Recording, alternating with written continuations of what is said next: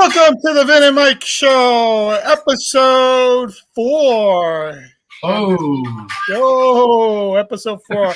It's a great night here on the Vin and Mike podcast. We're happy to have some really great guests tonight. Mike, how you doing tonight, by the way? Vinny, I heard you watched the whole Pro Bowl. You wanted to watch it more than the Super Bowl. That's what I've heard from people. I don't think I've watched the Pro Bowl in my life, honestly. I did watch a little of the skills contest, the replay. I wanted to see some of that. Watch a little dodgeball. That was, I thought that was outlawed now, but I'm guessing you're allowed to play dodgeball in the NFL. So that was kind of interesting. Watch a few of the highlights that when you flip on the NFL Network, and that's my extent of the Pro Bowl every single year. I mean, it's probably, as J.J. Watt, I think, tweeted, I think he said practices are more intense than that game. So definitely an interesting thing, but, it is what it is. No, doing well. We're all looking forward to the Super Bowl. It's going to be great. I'm really happy to have our 4th guest on the show. We've made it to 4 shows, and just to let you know, our over-under was 1.5, so we're doing great. Not only that, our over-under on people that wanted to be guests was 1, and we've done really well there. So we're doing a really good job. So this guest, I've known him for a while. Very knowledgeable of sports, analytics, and he's into the card business. We're going to get to that later in the show. In fact, he was just at a card auction. Avid Giants fan, a LeBron groupie or a LeBron follower, whatever team he's on, and fan of the show. Artie L, welcome, buddy. Glad to have you. Hey, fellas. Thanks for having me on. You're welcome. Artie, happy to have you on. Can't wait to dig into this card collecting business. We talked before we went live about some of the business ends of it, but really we'll dig into that deeper. But I know your background, your analytical approach to sports, and the thoughts of sports betting and everything. And Super Bowl is upon us, and I really want to dig into the Super Bowl betting, prop bets, the overall game, and then some of the prop bets that I've seen already that I thought were interesting, and get some of your feelings on it. And I figure let's start that way. And I think for me, one of the things I like every weekend, since we're allowed to bet on sports here in New York, is first touchdown score of games. I always find that to be a pretty it's a hard bet, but it's always a plus kind of bet. And I like Joe Mixon for the Super Bowl, what I saw already at plus 850. I think traditionally in a Super Bowl, quarterbacks are a little revved up early in the game. A lot of overthrows, a lot of craziness that goes on. I think you settle down, you hand the ball off. I like the way Cincinnati runs the ball. I think they'll be able to take a little advantage of the aggressive approach of the Rams, and especially they're not the biggest team on the defensive line. I like that Joe Mixon first at plus 850. Mike, anything on your end? No, that's a good analysis. I was actually thinking on the Rams side, OBJ. I think that he's been utilized more. I think with what's going to happen is that I feel that because of a lot of double team out there, he's going to be open. He had a great game last game, and I think they're going to utilize him. Don't be surprised if they throw it to him. I think it could be a good opportunity for him to get the first touchdown. Yeah, he's definitely been used a lot more in the playoffs. I think he really got used to that offense. I think teams have been rolling coverage more over onto the Cooper Kupp side of the ball, so I think that's where we're seeing a lot of that. Plus, as no matter what you feel about OBJ and his antics and all that stuff, the guy's got a tremendous amount of talent. He's got great hands. I mean, he shows that ability every week. Hey, Artie, to get maybe a little deeper thoughts on from you is, what do you look at as a good like prop bet for the Super Bowl? Anything that sticks out to you? Yeah, so I'm looking at some of these first touchdown score odds, and right off the bat, I just think that there's a ton of value to be had with some of the secondary Cincy receivers like T. Higgins and also Tyler Boyd. I'm seeing plus 1,200 and plus 1,800 respectively. I just think it's imperative to make sure Chase doesn't touch the ball.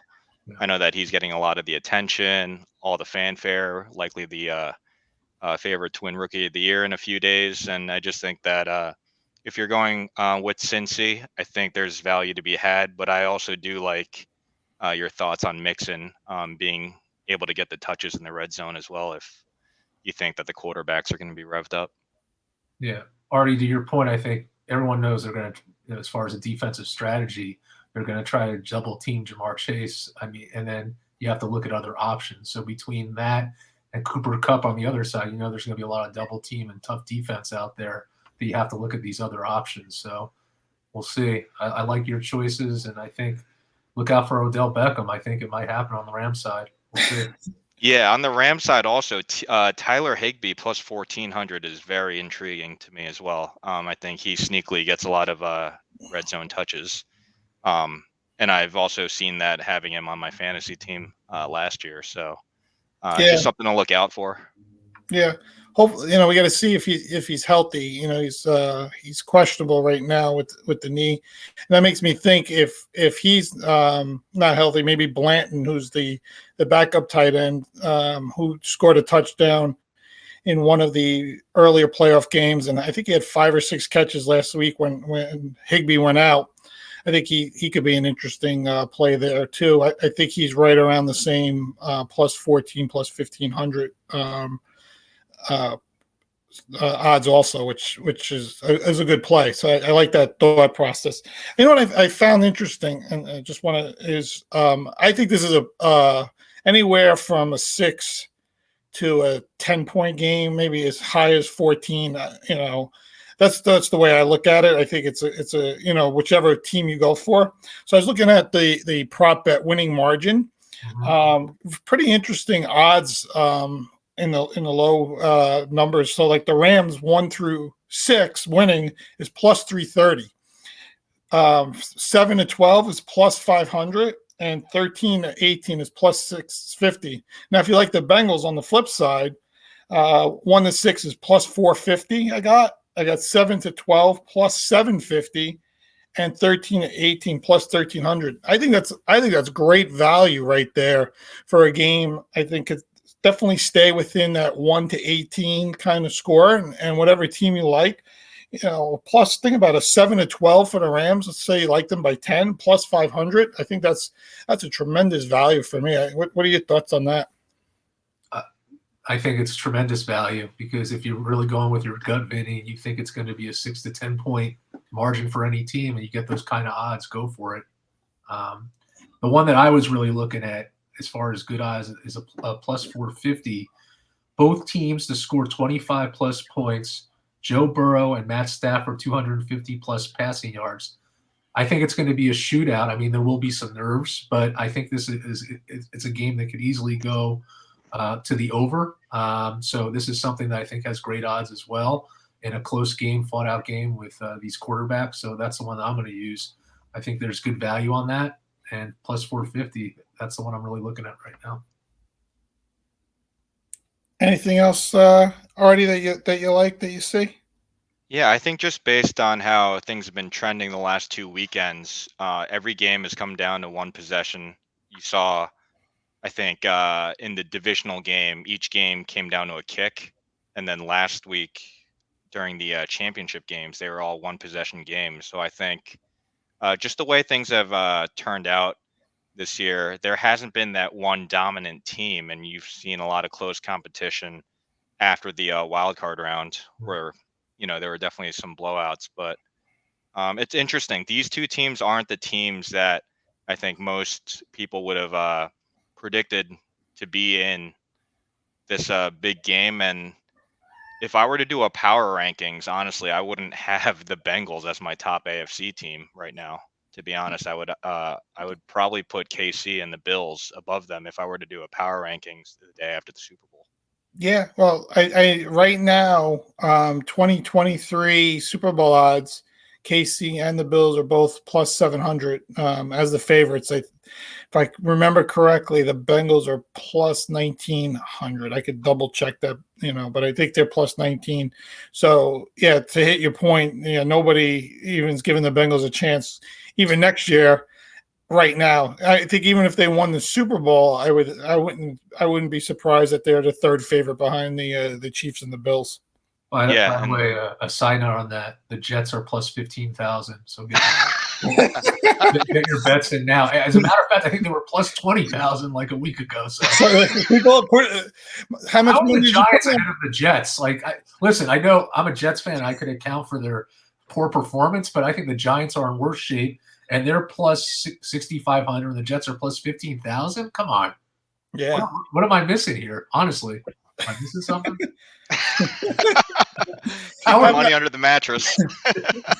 How about you put them both in the Super Bowl next year? What kind of odds you get? Yeah. Is it interesting, Mike? We noticed it with the correct scores last week. The guy that hit the guy who went from the future. Yeah, the $572,000 win with a $20 bet. He guessed both correct scores of the championship games, parlayed it, and turned a $20 bet into $20 free bet into 572,000. But here's the thing: what do you think the final score will be, Mike? Just like roughly. So based on what I'm going for, especially with that prop bet, I'm going to say it's going to be a high-scoring game, and I'm looking at something close. So I'm either doing 31-28 or 35-28. I think it's going to be a shootout. The thing that I'm really looking for, that has to happen in this game that was not happening last game is on first down for Joe Burrow. He has to have the confidence to do the play action and throw it. It can't be this run pass bullshit for a couple yards here and there. If he plays with confidence from the start, and they could get a couple scores in the first couple drives, I think it's going to be a very high scoring game, as well as Matt Stafford, because he has that capability to do that as well. So I'm looking at a high scoring 31-28 or 35-28. I think we have a shootout and a great Super Bowl. Okay, so look, the reason I asked, Rams 31-28 plus 10,000 right now. That's the correct final score. Except I like the Bengals. Bengals 31-20. They don't have 31-28. They have 31-27 plus 19,000. I'll do that. Yeah. They have Bengals, let's say 34-27. Okay. Plus 27,000.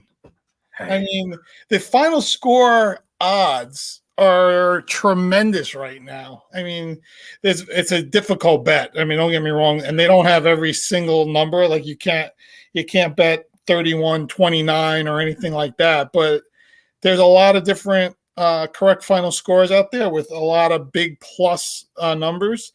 I think that's for me another prop bet, maybe just to take a flyer on a couple of those. I mean, especially at those odds. I'm trying to find it on DraftKings. I can't. The final, is that a FanDuel? It's on FanDuel. Yeah, FanDuel has it. Yeah. I may have you bet for me, Vinny. Oh God, here we go. Already. Why don't you just come to New York? Maybe DraftKings will update in New York and you'll have it. Maybe. You can use your fingerprint in New York to log on, but you can't in New Jersey. It makes no sense to me. Yeah. And I don't know. And it shows your bets. This is interesting too. It shows your bets in New York and New Jersey. So if you bet, like if I'm sitting in the gym in New Jersey and want to put a quick bet on something, and then I come back home, I can't find it on my New York. I got to flip over to where I bet in New Jersey. It's just like they don't. I'm guessing because of the taxes and and all that, how it's laid out. It actually shows where you actually made the wager on the actual app now. Artie, do you know before it was legal in New York, Vinny would kayak to New Jersey to gamble? Did you know that? He was so committed to. I would get on the kayak in Haverstraw, go down the Hudson, straight down the He Hudson, was so committed. land in Hoboken, He would have to kayak. and grab some wings and make the bets right there. I've heard a lot of stories like that where New York residents would drive over into some Jersey parking lot, place their wagers, and then drive on back. Well, what they said was kind of interesting with the PATH train out of World Trade Center into Jersey City on Saturdays and Sundays. They would have an influx of people come over into Jersey City, get coffee at Starbucks or wherever, make their bets, and they get back on the path and head back into the city. Well, and make the point even better, they just came out with the January numbers for New York for the online sports books. 1.6 billion in the month of January. The number one state now for a sports book beat New Jersey any month by $300 million. So, and they also said 20 to 25% of the betting in New Jersey prior to New York getting it were New Yorkers to begin with. So, New Jersey lost probably about 20% of their wagering. And on top of it, New York, with the amount of residents and everything, is already at 1.6 billion. And we know with the Super Bowl coming up that February is going to blow things out of the water for. I wonder what the distribution is. NFL definitely has the most revenue without a doubt. But I wonder what the actual distribution is. NFL to NBA to NHL. That'd be interesting to see that. We probably could grab those numbers somewhere. I'll try to see if I can find them. We'll bring them on for next episode. We'll see if we can dig them up, and we'll talk about them afterwards. There'll probably be a lot of numbers out there on the Super Bowl also, so it'll be interesting conversation to talk about. With that, one other prop bet I like, because I like Joe Mixon. Bengals rushing as a team is the over 95.5 at plus 125. I think Mixon alone could get close to that. But I like the way Burrow's been moving. I think his knee is starting to get a little better. I think he's got a lot more confidence in moving. He moved a lot at LSU. I think he's starting to take advantage of that. And with Von Miller and Aaron Donald, coming down your throat a lot, and their offensive line being a little suspect, I think you might see him pull out of the pocket, maybe rush for 15, 20 yards on top of Mixon and Samaje Perine and Chris Evans. I think that over 95.5 at plus 125 for me is another place I'm going to go. I think one of the things we'll do, Mike, we'll post all this stuff on our social media platforms. So on Instagram, we're Vin and Mike podcast. We're also on Twitter at Real Vin and Mike, and now we have our own Facebook page, Vin and Mike podcast. So if you're on any of those platforms, you'll be able to see our wagers as we get closer to Super Bowl. So tune in there for all that. One other I wanted to recognize was there's a prop bet, T. Higgins over 5.5 receptions. Again, with the double team of Jamar Chase and just I called this last time with T. Higgins and his receiving yards. I think they're going to utilize him a lot, and I wouldn't be surprised if that goes over. It's at plus 100 right now, so you could double your money, and I think it's a good opportunity for T. Higgins to really get some I think he could be at 7 or 8 receptions. I really do. I think they're going to utilize him a lot this game. Cool. I like it. I like what we've talked about here. It'd be cool to see this all in action when we post it on our social media platforms. I just hope it's not a 6-3 game. Oh my God! Remember the last time the Rams played the Patriots? That was the worst Super Bowl. What was it 13-3? I think the final was that year. Yeah, it was 3-3 going into the fourth. Oh my God, that game was like punt city. Oh Well, that was the Jared. I think that was the end of Jared Goff as the quarterback of the Rams that game. I think that was the start of McVay realizing that this guy is not the right guy. And then Gurley had the knee injury. Leading up into that Super Bowl, he was basically MVP of the league. Had the knee injury. Then the following year he was done. Goff was done. The Rams took a step back, and I give McVay a lot of credit. He really rebuilt the team again. He's back in the Super Bowl, second time. For a young guy, I think he's still only 36 years old, which is insane to think about. He's got a big career ahead of him. I think once one Super Bowl win, he'll just elevate himself to that next level. He'll be with the Rams for a very, very long time if he can win this game come Sunday.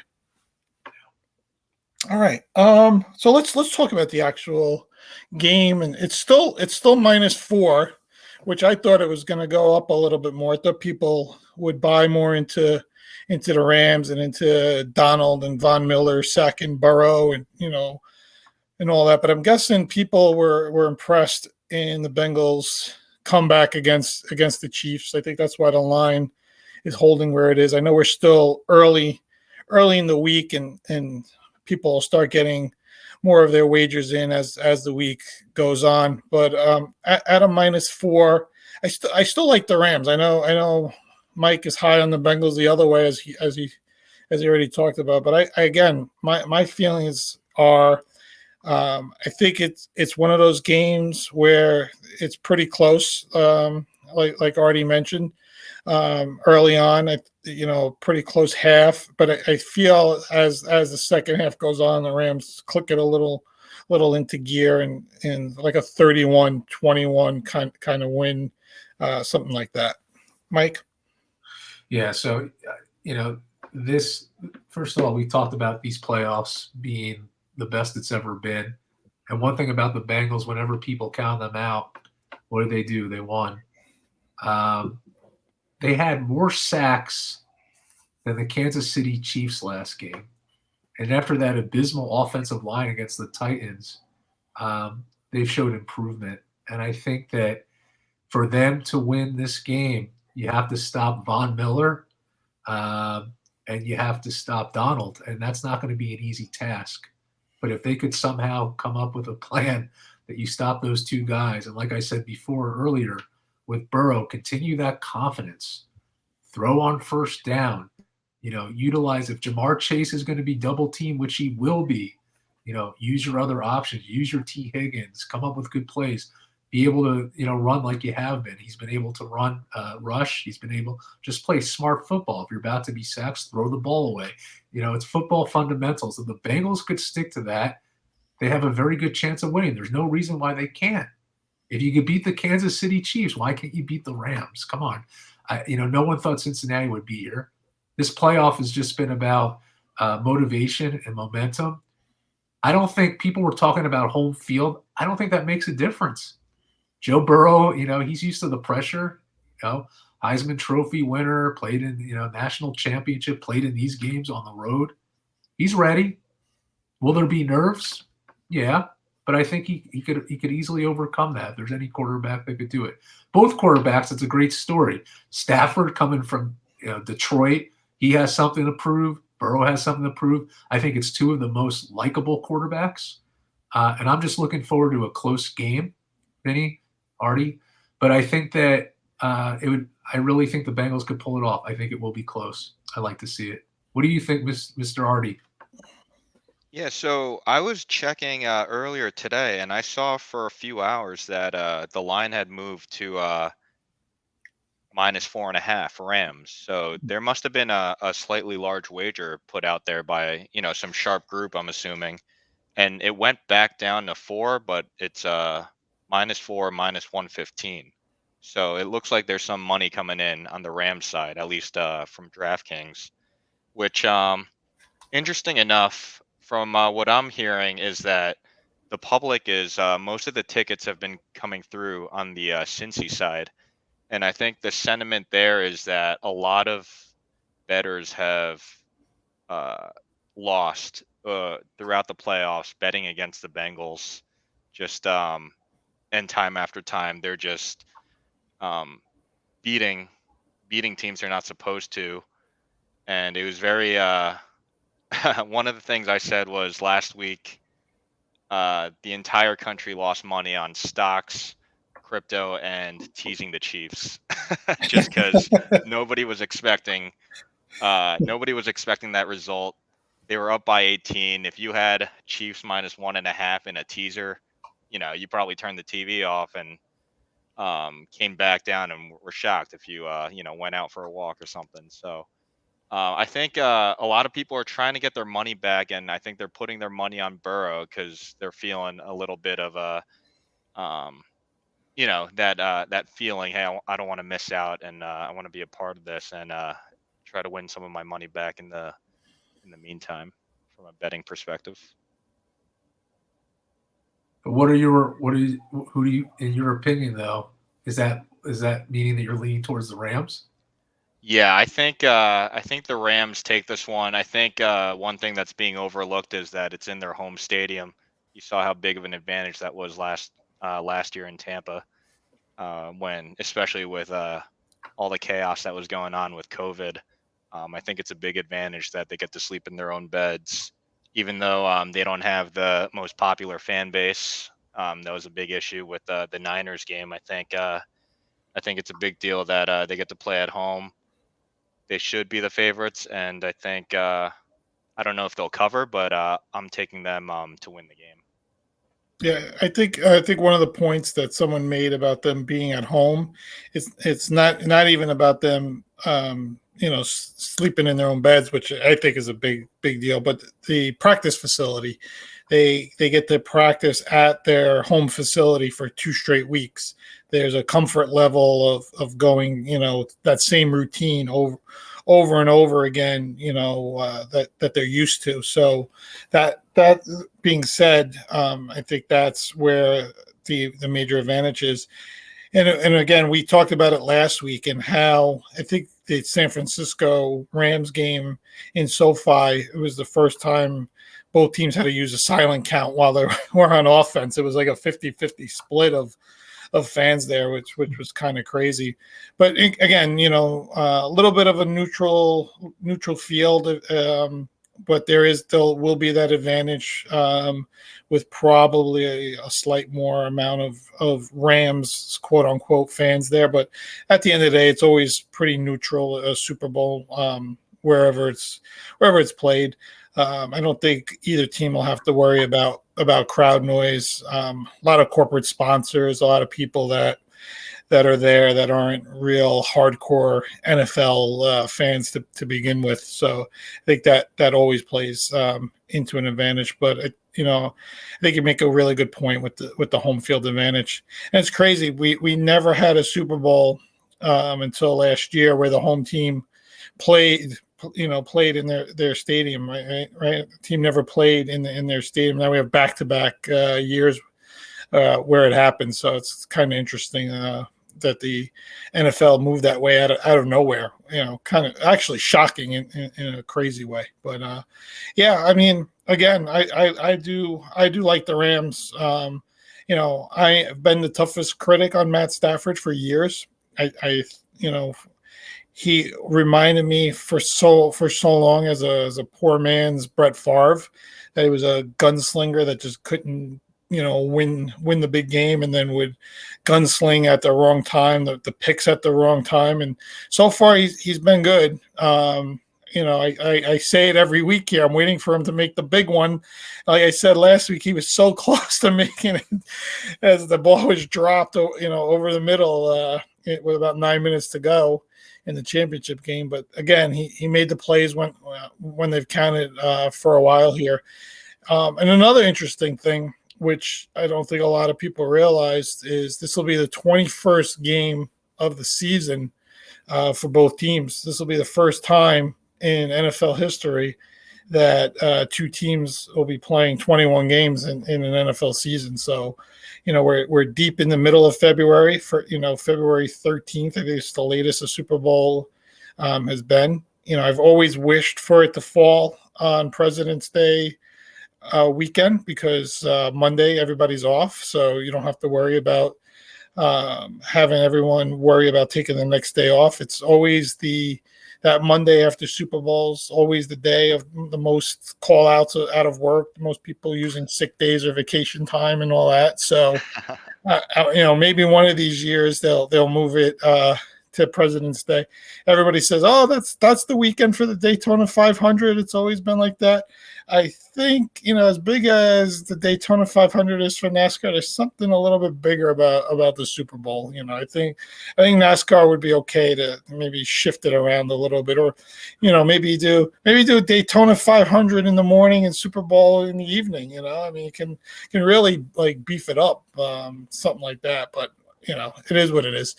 But with all that being said, Artie has joined us here today as our special guest host. And like we do with all our special guest hosts, we like to have a little Q&A section with them on what their expertise is or what they really enjoy about sports. And Artie is a huge card collector. He's dabbled in cards for how long now, Artie? Not too long. It's been a little under a year. But yeah, I'll preface by saying I'm not an expert on cards, but it's definitely something I've devoted a lot of time to in the past year. And yeah, I take it up as a hobby. And yeah, it's definitely been a great learning experience. And it's just another way of mixing sports and having a stock market type feel to the transactions that take place. Yeah. How'd you get into it? Just decided to take a look at the market one day, and I saw that it looked like the market was really down. And once I took a look at it, a lot of what was going on was a lot of pump and dumps from influencers, and the prices were, exponentially skyrocketing way too quick.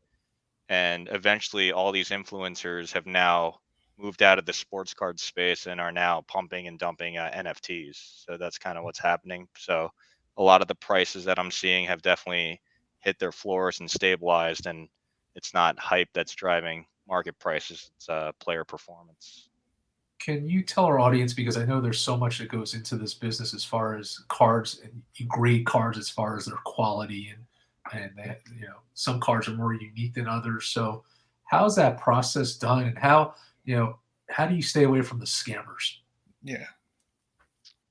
Well, I guess I have been scammed. I right off the bat, I learned the hard way. It probably cost me a $400 card.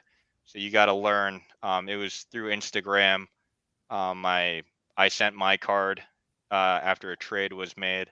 The other person didn't. So it happens, but you need to protect yourself. And some of the ways to do that is to deal with reputable folks, make sure they have vouchers, but it's definitely a risk when you don't have protection that's provided through eBay and other services that are more legitimate.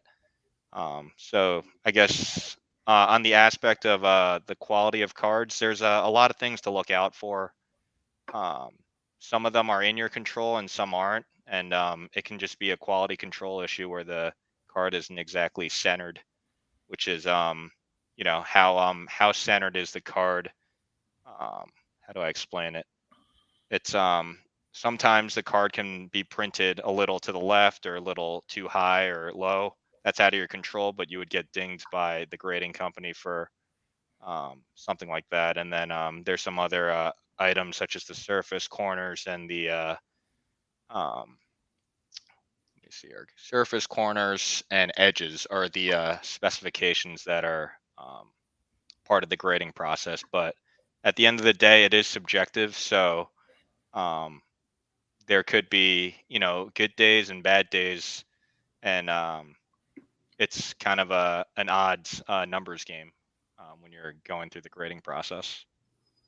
Can you tell our listeners a little bit about the grading process and what companies really behind that process? So if a novice wants to purchase a card from a dealer? What should they be looking for from a grading process level? Yeah, so it's a tough question to answer. It depends on your budget, what you're trying to accomplish. But I guess to start off, the top would be PSA, just based on resale prices. They're the first and the top company that you would go after, and then second would probably be Beckett BGS. But there's been a push by a third company called SGC that's really making waves at becoming the number two grading company, and it's all based on what you're trying to get out of it. If you're just trying to, I guess, have it in a holder, I guess SGC is the budget price point that would help you to get a card that's nicely put in a case. But PSA and BGS are kind of the companies you want to go to if you're looking to resell or have the values go up in your cards. You know, I was thinking that you had mentioned before. It is kind of these cards are kind of like the stock market because value could go up and down based on performance if someone retires or, you know, how about I got a question. Like you look at like a Barry Bonds or a Mark McGuire with all this scandal, um, you know, and Pete Rose, let's say, what are those values looking like? You know, do scandals decrease the cards, or for some reason, I think that it might potentially increase. Where does that stand? I think it's interesting. Yeah, I think Barry Bonds and Pete Rose, they're two of the most controversial, I guess, athletes from the MLB due to the Hall of Fame, um, excluding them from such a prestigious place that you can ask several people, and many people will say, yeah, they do deserve to be in the Hall of Fame. In terms of their hobby value, I don't think they're that highly, I guess, sought after.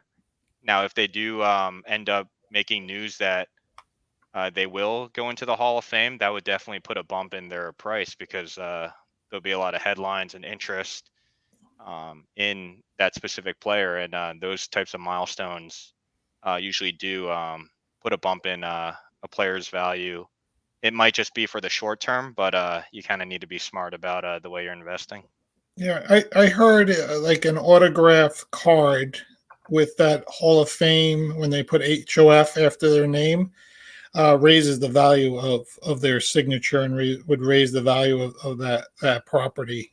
So I would, to your point, I think if Pete Rose or Bonds made it to the Hall of Fame and signed like a Bonds rookie, or I mean, a Pete Rose rookie must be worth good money, even without his signature. But if he would sign his rookie card with HOF, you would have to think that puts it at a whole different level. Yeah, and I definitely agree there. But you also have to be careful because these milestones, like let's say a Barry Bonds tomorrow does get into the Hall of Fame, will the spike only be momentary for, let's say a few weeks and then go back to where they were? You don't want to be buying at the peak. You want to have the card beforehand before a news item like that comes up because, like they say in the stock market, you want to buy the rumor and then sell the news. So that's Yeah, kind of the way that goes. yeah. I know the Hannes Wagner tobacco card is always like the Michael Jordan of cards, right? It's like the card for everyone to have. It's worth millions of dollars. The whole thing. Is there a particular card now more modern that collectors are looking for or looking at? I think it depends on the type of collector. If they're looking for more modern players that are active that can still build their resume, or if they're looking to collect vintage or retired players, it all depends. But in the past year, you'll see that there's been crazy prices that have taken place at some of these auctions. I think a LeBron card sold for over $5 million, and he's still actively building his resume and has the all-time scoring lead milestone. He's on pace for that within the next year or so. So It all depends, but a lot of modern players are selling for astronomical prices, including Joe Burrow with all the attention he's been getting lately. Yeah, I know you sent me some screenshots of those Joe Burrow prices. Are those cards that you sent, were they autographed? Let me look real quick here. Yeah, they were autographed, and they Yes, have they call it a jersey or a patch got it. attached to it. Yeah, the 2020 Panini Immaculate Collection NFL Shield Rookies autographs. Like I say, J JB Joe Burrow signed Patrick. So this is one of one. This is the only one that exists. Exactly, yeah. So the scarcity is what drives the price up, because whoever wins the card will be the only person on Earth to have it. So the final price. So just so everyone realizes, the final price of this card that went was $534,000. That's amazing. It is. So if he wins the Super Bowl come this Sunday, I mean, does this become $1 million card in your opinion, Artie? Potentially, I think a lot of people go in with the strategy of selling their cards leading up to a big event such as the Super Bowl. But for a high-end card such as this, a one of one immaculate NFL Shield card that there's only one of on in the world, this will definitely increase the price to I would say $1 million would be conservative, and Yeah. as long as he continues the trajectory that he's on, and padding stats and making more championship appearances and potentially winning more Super Bowls, that'll only continue to increase the price. But you do want to be careful, because this could honestly be worthless in a few years if he loses this game and then ends up blowing out his knee again and not Yeah. having a Hall of Fame type career. So it's definitely a big risk on this buyer. It's crazy. Now let me ask you, so this card, it's 2020 Immaculate Collect. How does this card start? Like is it something that this company prints and has him sign and someone buys? Or how did this whole card, like the history of this card, work? So yeah, every year, most of the top rookies will have, for this particular brand, Immaculate, an NFL Shield logo one of one card. And someone, let's say, such as Trevor Lawrence, will have a similar card, and it's probably worth a few $1,000s now. But with how quickly Joe Burrow's rose, in the ranks, that's just put a ton of attention into his cards right now, and this is why you see a price like this. But the way all of these cards come out of a case that needs to be opened, and that's part of the hobby, where people get excited about opening packs of cards, and people will also join what they call breaks, where you pay for a certain team, or you get chosen a random team for your entry fee to be able to be in one of these high-end cards. And I guess the briefcase for this immaculate card will be a few $1,000s. Not many people have a few $1,000s just to spend on a card, so you buy into these breaks as sort of like a lotto ticket to have a chance to win one of these cards. And just last night, one of the big chase cards, the Anthony Edwards basketball player, a similar card of this magnitude, a one of one flawless card. That's another brand that's projected to be $500,000, was pulled in a break last night. Wow. I'm used to buying the old Topps Packs cards and one in the bubble gum inside. That's what I wanted. I didn't care about the cards. I just wanted the chewing gum. Yeah, and then I showed you the Jason Dominguez, a Yankees prospect who hasn't played a single game in the majors, sold for close to $500,000, which is outrageous. Yeah, it is. Yeah. How does now? I'm guessing because he's a Yankee rookie is one of the reasons why why it's so much, and his projection of potential superstardom. But like you said, he hasn't even Proven this. played. Right. Who's these like top collectors that are paying this money, or is it just some? I mean, who's paying $474,000 for a Jason Dominguez card? I couldn't tell you. It's Yeah, either, a one percenter with a lot of money on their hands, or it could be one of these,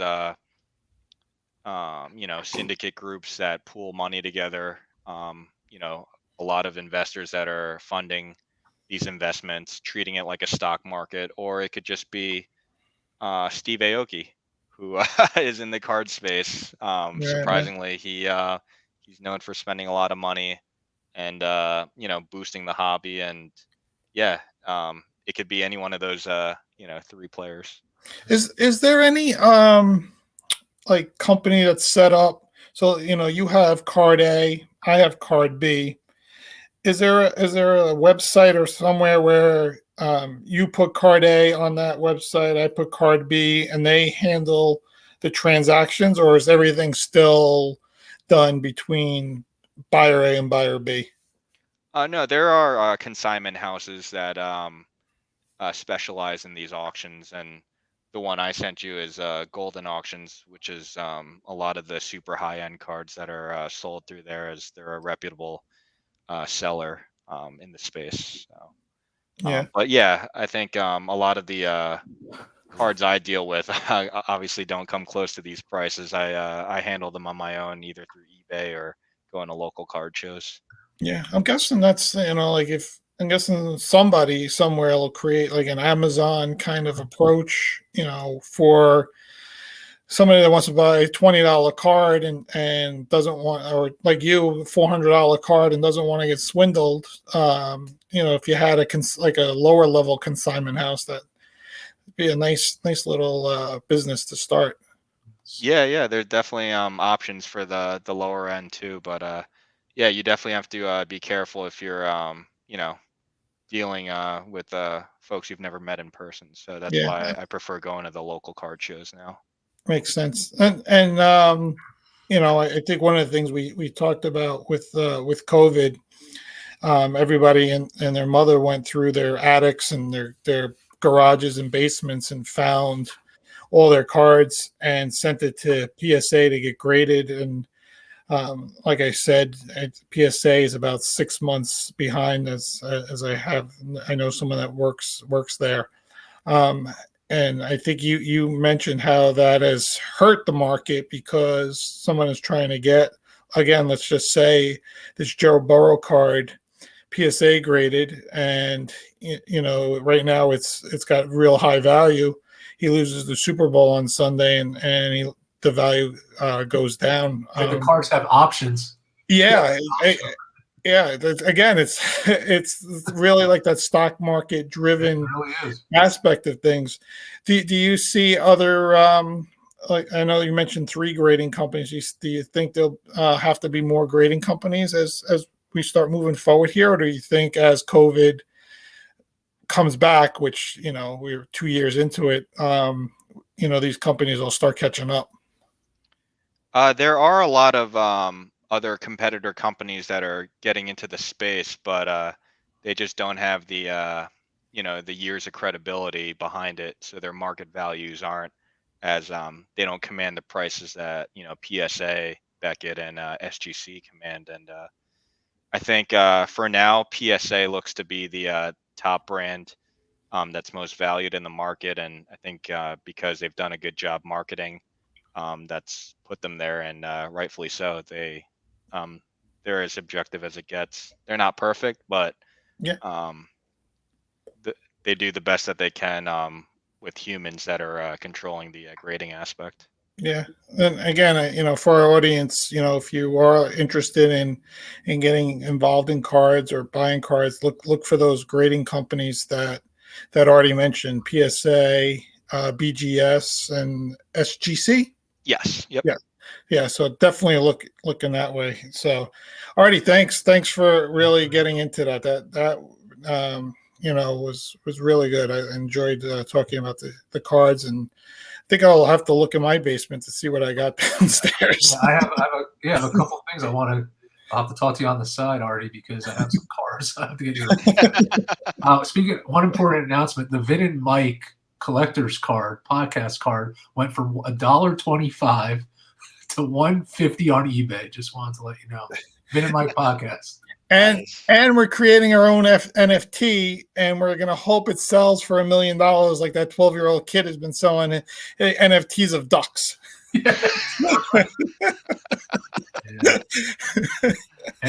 And also check out Artie's Instagram. He puts a lot of cool cards up. It's at Kev Westbrook Cards. Check it out. A lot of good stuff there. Yeah, and he's a reputable guy to trade with. So, if you're someone that's interested in cards or looking to make trades or need some more information, definitely hit his IG up and reach out to him. He'll be more than happy to help you. Well, at least, I'm talking for you there, Artie, but I know you're a good guy and you'll be happy to help him. Yeah, I definitely entertain any requests, and I'm always open to connecting with people in the card space. Absolutely. Good stuff. All right. I like to move on to something real interesting. Coaching hires. Artie is a Giants fan also. So I think what I'd like to start out with is we have a lot of controversy this past week with Brian Flores suing the NFL, suing the Miami Dolphins, suing the Denver Broncos, and also suing the New York Giants for all various reasons, but mainly, racial hiring practices of the NFL and NFL teams.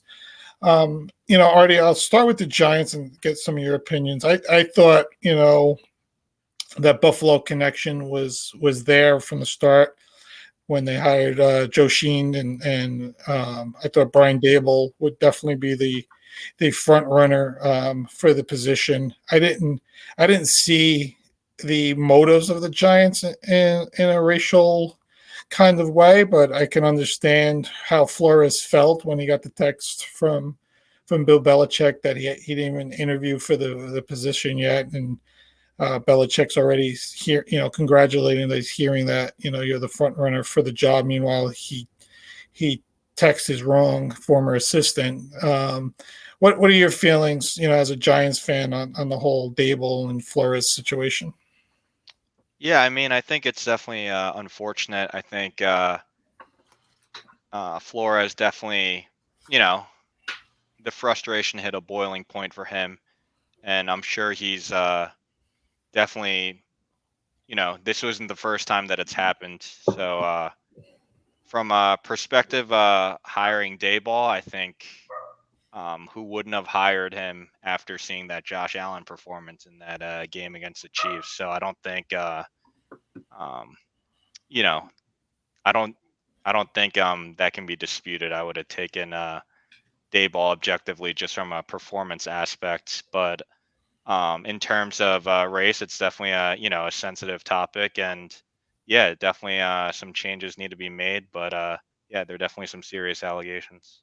Yeah, and I think the one thing people need to remember is Dable's been an assistant coach in the NFL for 21 years. This is his first head coaching opportunity, so it's not like he was just plucked out of nowhere and just given the position. And like you said, he's done a really good job in Buffalo. Josh Allen has turned himself into franchise quarterback. If people think he's not the number one quarterback moving forward, he's definitely in the top three of guys moving forward. I thought it was a really solid hire for the Giants, especially that they need help on the offensive end of the ball also. I think bringing Dable in helps Daniel Jones more than anything, and that's my feeling on it. But Mike, I want to grab some of your thoughts, not on the Giants situation, or what happened in Houston today with Lovie Smith getting the Texans job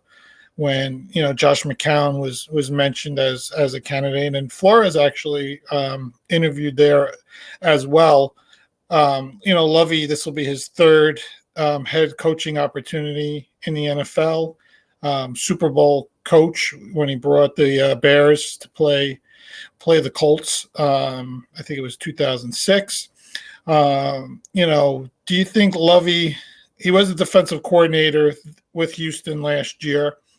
They were the 31st ranked defense in the NFL. Do you think the Texans made this decision because of the Flores situation, or do you think, they just felt that Lovey had a comfort factor with the team? It's so complex. I mean, I want to think that it didn't have anything to do with it, but I don't think. With Lovey, it's not that he was that spectacular. You agree with me, Vinny? It's not like he was over, it's not like he did anything so spectacular. You agree? Well, I thought he did a good job in Chicago. I mean, he did a good job. Yeah, I think, look what Flores did with the Dolphins. I mean, yeah, honestly, if I was the Texans and you were going in that defensive minded area, and Lovey's been around the block a lot. He was the defensive coordinator for the Rams, when Kurt Warner won the Super Bowl there. So he's been around for a while. I honestly would have gone with Flores, out of any candidate that they interviewed that we know that was interviewed. Why they went the Lovey route, I don't know if it has to do with the lawsuit. I don't know if Flores hurt his chances because of that, and Houston didn't want the attention, and then felt that, Lovey was a guy that was already in the building. They were going to retain him even with the next head coach, and just felt we're going to keep him anyway. Let's put him as our best candidate moving forward. I don't know. I think there was pressure there from the NFL, from the media, from everything. I think they made that decision, to keep the in-house guy and put him as the head coach. Is he a secondary kind of guy? I don't know. I hope that, like I always say, I hope they hire, the best guy for the job. He's a guy that, he's 63 years old. He's had 2 former head coaching stints in the NFL. This will be his 3rd. He brings some stability to the team since he's been in the building. Does it, there's still the Deshaun Watson scenario there. There's a lot that needs to go on. They're going to keep Pep Hamilton as the offensive coordinator. There's a lot of things that they're going to keep in place there. They just didn't have a lot of talent, so that has a lot to do with it also. But I just hope, they didn't just put Lovey in, as because he was a black defensive coordinator, and they were going to hire Flores and didn't hire Flores because they didn't want the attention. So those are the things that you don't hope. But it's it seems like they just made the move to cover themselves in a bunch of different areas. Yeah, time will tell. Yeah. With that, the Saints job is still open. Supposedly, again, Flores was interviewed there. Aaron Glenn interviewed there. Dennis Allen, who did a great job when Peyton had COVID for the 45th time last year. In that shutout game against Tampa. Did a phenomenal job when he filled in. So, are the Saints going to move in-house with their defensive coordinator themselves, switch him to the head coach, or do they look, at an Aaron Glenn or even, again, Flores? What do you think, Mike? I'm just reading something interesting right now. I think there's 6 people who interviewed for this job. Actually, Eric Bieniemy also interviewed too. Oh, okay. Yeah, that's right. And that's a guy, I don't know. Is it me? I mean, the Chiefs have been in 4 straight AFC championship games. They were in 2 Super Bowls out of those 4 years. The guy is the guy calling the plays. I know Andy Reid is a Hall of Fame worthy head coach, but Eric Bieniemy has been basically running Pat Mahomes in that offense. I mean, I think he deserves a shot. I mean, I can't, unless he's that bad in the interview process. I don't get why he's not a candidate for this job, or the candidate for this job. Yeah, I when I was reading about it. I think Dennis Allen probably has the best shot. I do. Well, yeah. I mean, he's the in-house guy, right? I would think. I mean, just the expectation of his players, he kind of knows the Saints culture, so I think he could be I think he's my number one pick. We'll see if I'm right on that. Yeah, it's crazy. Yeah, and I just want to get one more thoughts from everybody about this hiring process. I think the Rooney Rule sometimes hurts candidates instead of helps them. Sometimes it's just like a check the box kind of thing instead of going through the process the proper way. My feelings are to have a system in place where everything is fair, because I think what happens sometimes is coaches, teams jump the gun on coaches, right? Like Dable was going to go interview for with the Dolphins the second time, I heard, and the Giants at that point made the decision we have to grab him, right? And that's when they made the decision of retaining him before Flores came in. That's some of the also with the Giants. Just sorry to jump in. They had to hire their general manager. They had to put that in place first. Right. They had to rush that process to be able to hire a head coach. Right. So I think one of the things you do is make the process fair across the board, right? Maybe wait till the Super Bowl is over until you start interviewing candidates, right? Have a process where, this date is where everything starts. And this is where you have to interview 10 candidates each. And 3 of those candidates have to be minorities at least, right? So now you have a date where everyone starts interviewing everybody. You have all these candidates that you request to interview. They all come in right after the Super Bowl.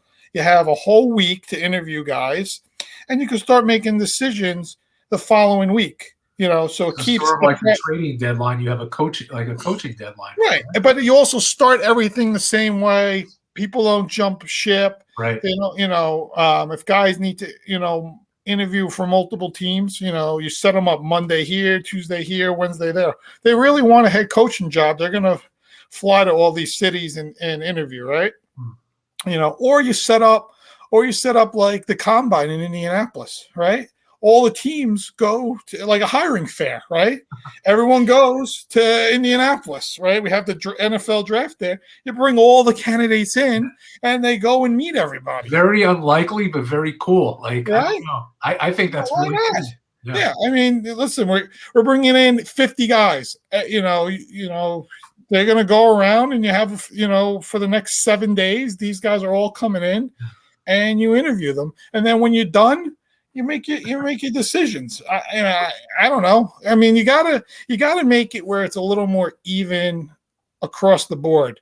And one of the things that I see it happens is, like I said, guys, you want guy A, he's your guy, but you need to go through this process because you have the Rooney Rule in effect.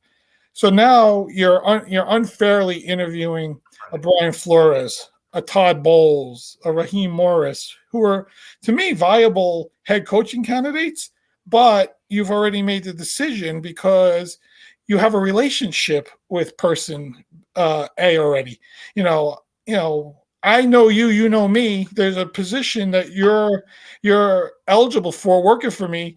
I'm going to hire you, right? I mean, it just makes sense, but you have to check a box. So, hey, Artie, you want to come meet me on Tuesday? And I have this BS interview with Artie for an hour, but meanwhile, I've already hired you on Monday. They got to figure out a way to eliminate that, and the owners have to be part of this process too. It's all good. I like the point about bringing the coaches to Indianapolis. Yeah, why not? Job fair. I like that. Why not? I mean, you do it with all these freaking rookies. You throw them on scales. You make them bench press 225. You make them run 40-yard dashes. They're there for 3-4 days.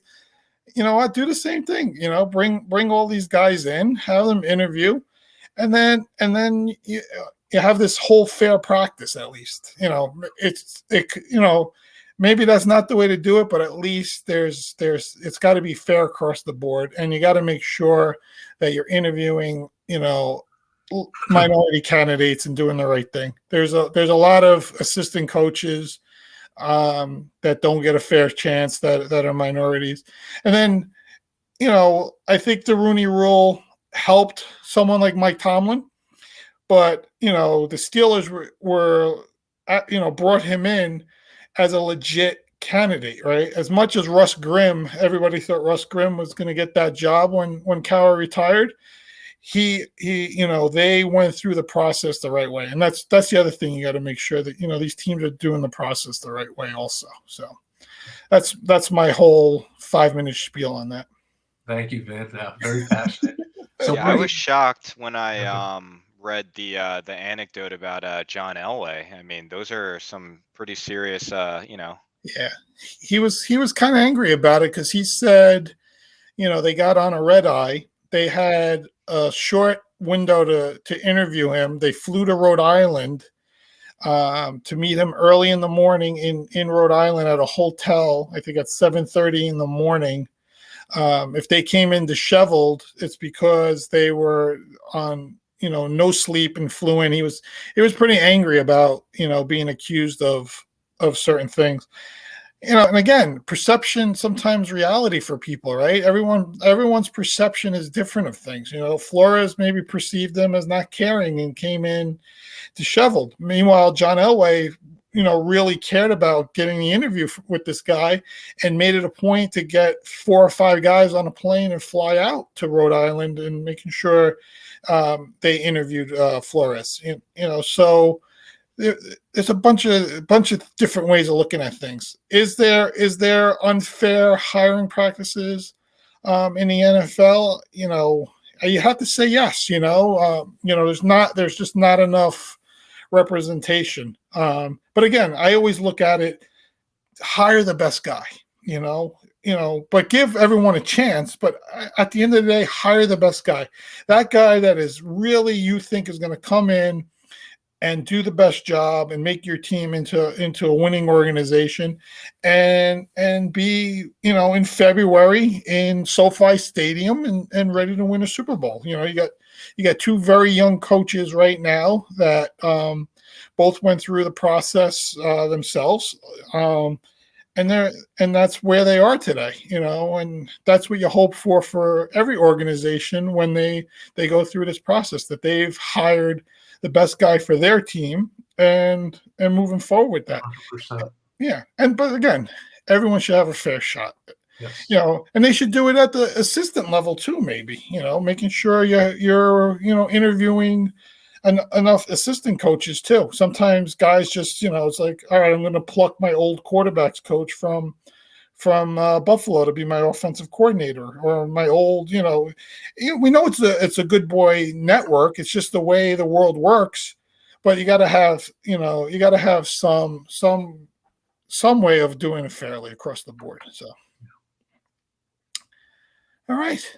Anything else, Mike, before we head off episode 4? Oh, look at us. A lot of great content today. We did prop bets. We did our Super Bowl picks. Talk card collecting. We talk coaches. Yeah. A lot of great content. So again, just so everyone wait, just so everyone knows, because they don't see you. They don't see you. No. You got your nice Knicks hat on tonight. You're all ready. I know it's the time that we're recording this. They're starting to play the Jazz tonight. Ooh. You know, we'll see. You know, I think I showed you my parlay tonight. You know, I need the Jazz to cover that spread. just like he had the Lakers. Oh my God, what a freaking! That's another conversation. Oh my God, that was some game on Saturday. The Lakers Knicks. Well, if you go to our Instagram, you'll see that we actually did hit our parlay that me and Mike worked on together, and one of it was Lakers -4. Oh wow. and Mike texted me about 9:30 Eastern time and said, as a Knicks fan, I don't want to say this, but this is probably a good live bet on the Lakers right now, as the Knicks are up by 18. I've seen it too many times. I have. Yeah, the Knicks are drawing dead once Russell Westbrook got benched. Oh, yeah. That's it. Hey, by the way, real quick, basketball trading deadline, Knicks. I'll ask you, Mike. Buyers or sellers? They better be sellers. They better be selling that team. Julius Randle out. Yeah, I mean, there was a rumor going around. I don't know if this is true that he deleted his Knicks Instagram account or something crazy like that. Yeah, like unfollowed the Knicks. Unfollowed the Knicks on Instagram. Really? And also the other night I noticed real quick, and I agree with him on this. There were a couple plays there that Tibbs should have challenged, and Julius Randle wanted him to, and he did not. And Julius Randle received a technical. He went to the end of the bench.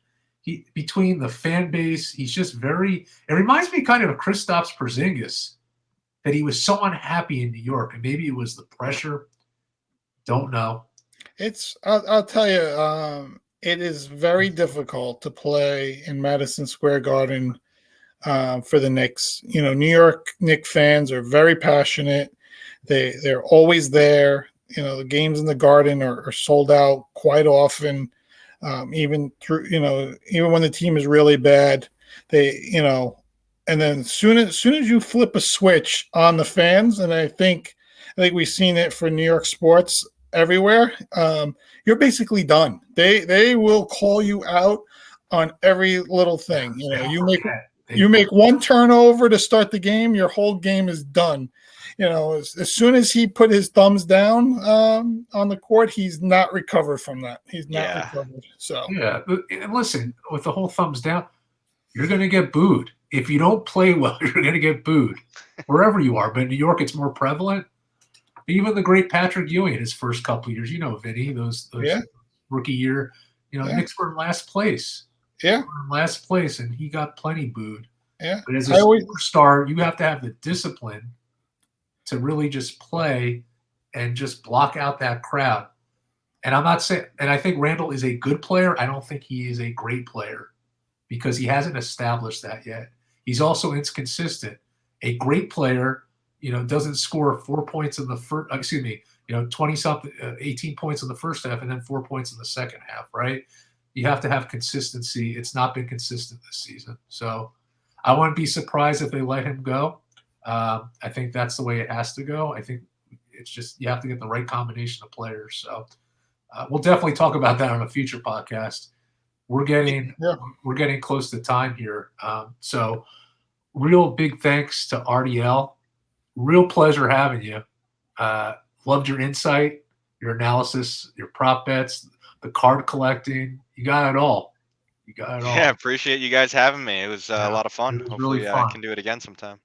And remember, you could go to our Instagram page, Vin and Mike. We encourage you to visit that. We started, like Vinny said, putting up our parlays, which has been a lot of fun. Yeah. And also, we're on Spotify. We're on Apple. Where else are we, Vinny? Amazon. Amazon. Yeah, we're almost on every podcast service out there, or you could just go to vinandmike.libsyn.com. That's our website, our good partners at Libsyn that do all our syndication for us. So basically, wherever you listen to a podcast, we should be there. Google Podcasts also. So yeah, it's been a lot of fun digging into the podcast world, and then also. We even have some international followers, which is kind of fun too. we've seen our statistics come back and got some views in some pretty interesting countries out there, and multiple views, which was really nice to see. It's not just like one download in the middle of nowhere. It's been a bunch of different downloads in some pretty good countries. So we're happy about how the show is starting to attract more and more people. So it's been a lot of fun. Sure has. All right. Well, podcast world, we'll see you next time. Thanks for being here. Have a great weekend. Have a great rest of the week. And we'll see you back for the Super Bowl analysis next week. See you.